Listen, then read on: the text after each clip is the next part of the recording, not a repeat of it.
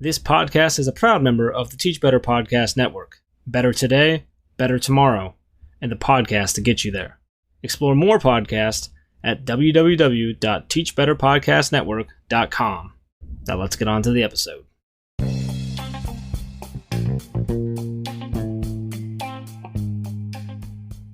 Welcome to the Counter Narrative Podcast, a show designed to change the way we talk and think about education. By sharing stories of successes and triumphs, we aim to challenge the dominant narrative that often negatively portrays our disenfranchised populations. I'm your host, Charles Williams, an urban educator for more than 15 years, a current school principal in Chicago, an educational consultant, an equity advocate, and the co-host of Inside the Principal's Office. Let's get started.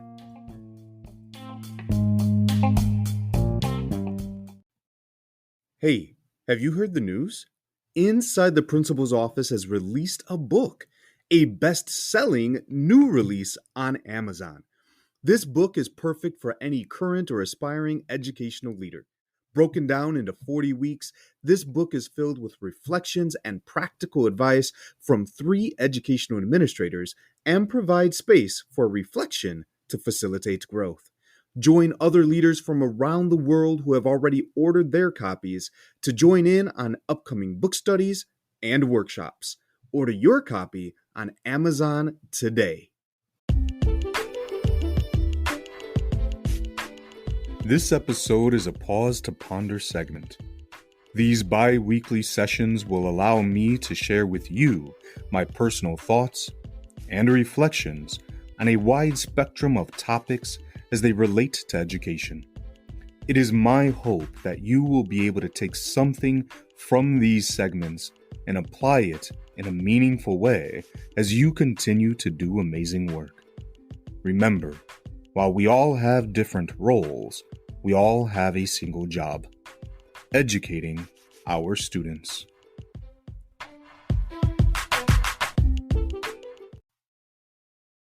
Hey, so this episode is going to be a little bit different from other pause to ponder moments, and it's a very simple thing.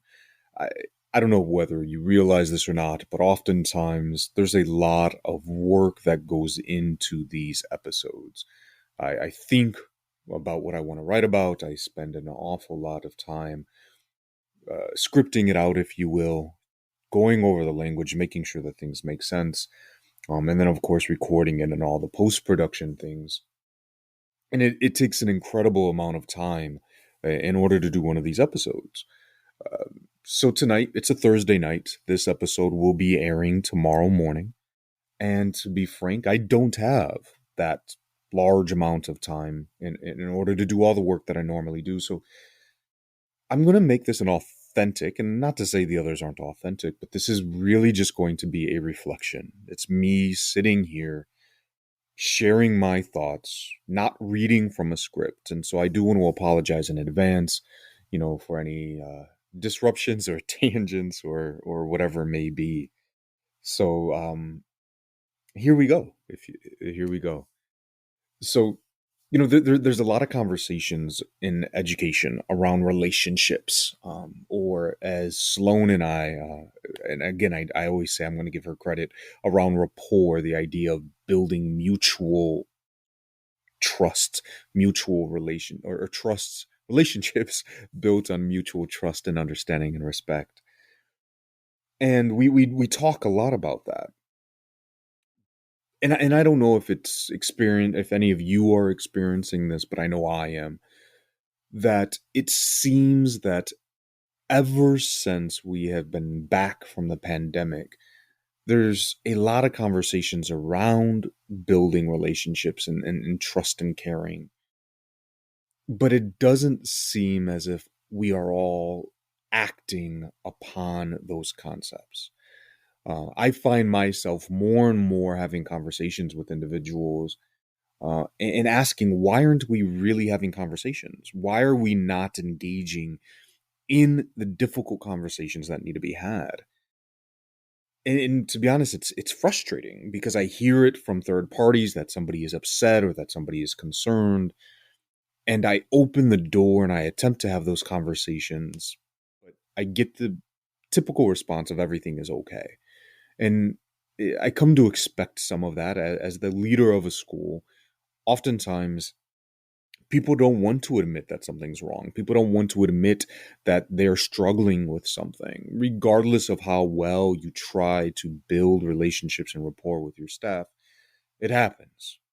So today, as I was driving into work, I was listening to one of my many podcasts that I listen to, and today I happened to pop into a John C. Maxwell, and it was specifically about having challenging conversations.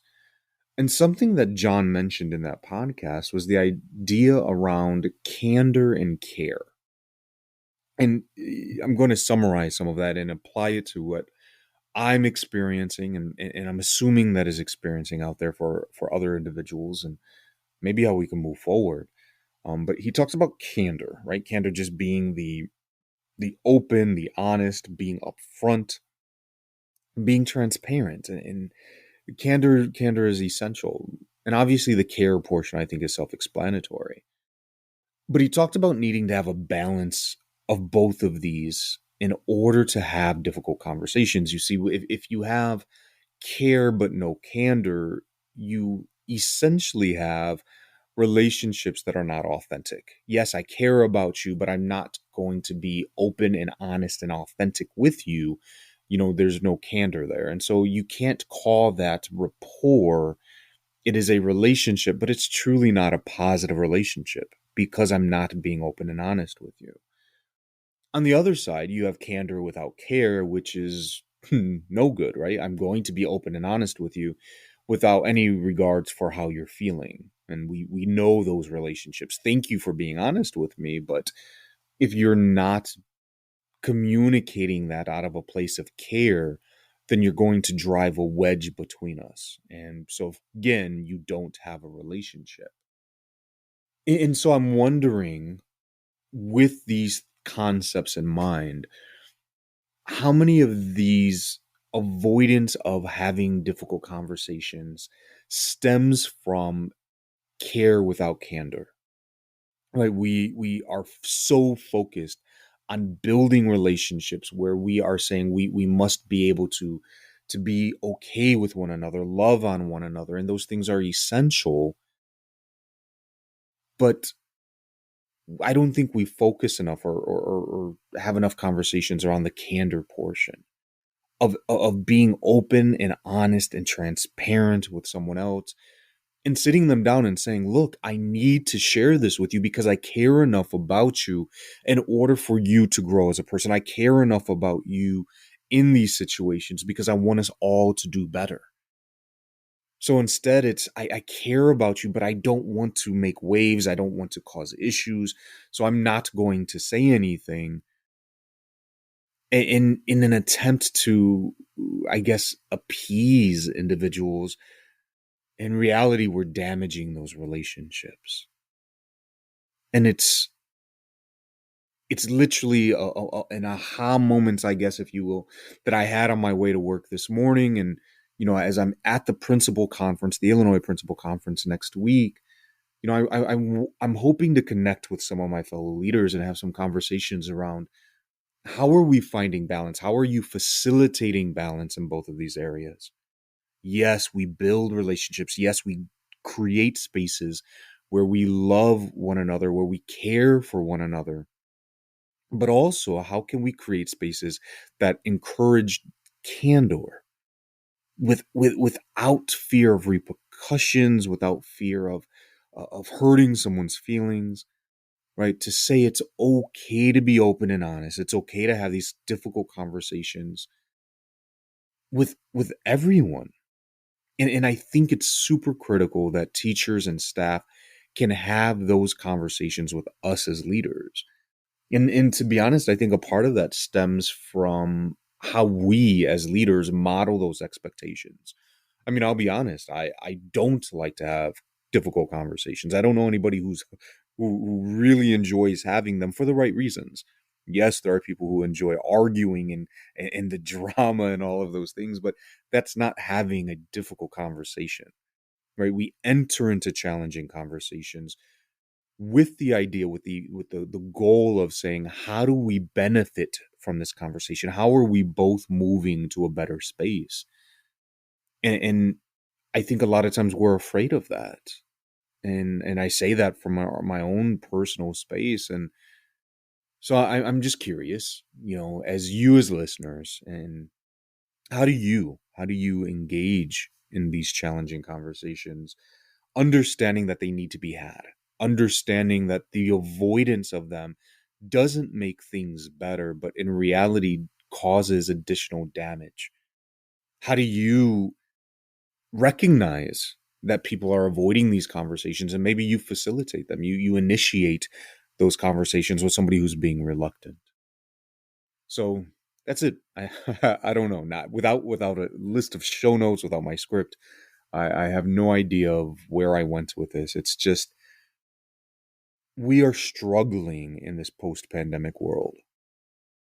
I think everything is coming to fruition. These uh, politically correct conversations, the areas of equity in politics, and we are so afraid of damaging and saying the wrong things. And I think we instead bottle up our emotions and ideas and feelings until we can no longer do that. And we either blow up at another individual, or they fester within us to where we reach a point on where we are unhappy and we end up leaving the spaces that we're in.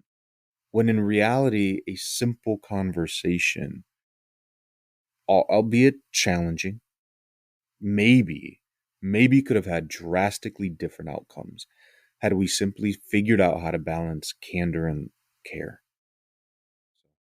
Again, those are my thoughts. I hope that all of you are doing well, and I hope that if you are in these positions, that maybe you figure out how to find those balances. And if you do, I welcome you to reach out to connect with me and share your thoughts and ideas. So until next time.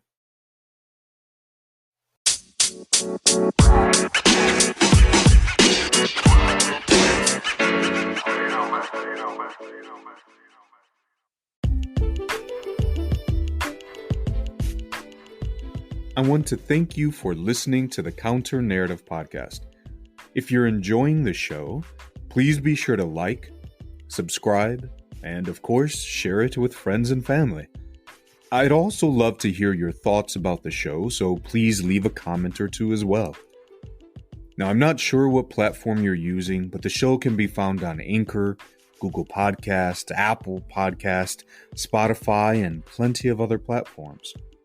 If the show isn't on your preferred site, let me know, and I'll be sure to get it up and running. This podcast is also featured on schoolrubric.com, where you can find educational articles, videos, and interviews with educators from around the globe.